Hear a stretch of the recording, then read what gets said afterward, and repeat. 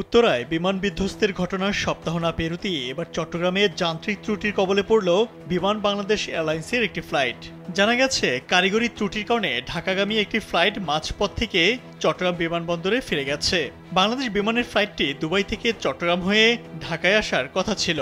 সূত্র বলছে, বৃহস্পতিবার সকাল 7টা 15 মিনিটে ফ্লাইট BG 148 দুবাই থেকে চট্টগ্রাম শাহ আমানত আন্তর্জাতিক বিমানবন্দরে 287 জন যাত্রী নিয়ে অবতরণ করে। এরপর 8টা 37 মিনিটে ঢাকার উদ্দেশ্যে ছেড়ে যায় বিমানের ওই ফ্লাইটটি। এরপর যান্ত্রিক ত্রুটির কারণে ফ্লাইটটি পুনরায় ফিরে এসে 8টা 58 মিনিটে বিমানবন্দরে নিরাপদে অবতরণ করে।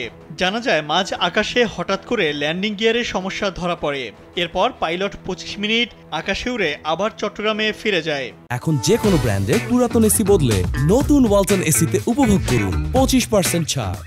চট্টগ্রাম শাহ আমানত আন্তর্জাতিক বিমানবন্দরে জনসংযোগ কর্মকর্তা প্রকৌশলী মোহাম্মদ ইব্রাহিম খলিল জানান, বিমানটি বিমানবন্দরে বে নম্বর 8-এ অবস্থান করছে এবং ফ্লাইটের যাত্রীরা সবাই নিরাপদে আছেন।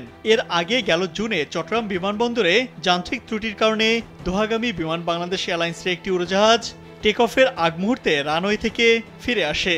এই ঘটনার দুদিন আগে চট্টগ্রাম থেকে আবুধাবি গামী বিমান বাংলাদেশ এয়ারলাইন্সের একটি ফ্লাইটের সামনের কাছে বা উইন্ডশিল্ডে ফাটল দেখা দেয়ায় হযরত শাহজালাল আন্তর্জাতিক বিমানবন্দরে জরুরি অবতরণ করেছিল।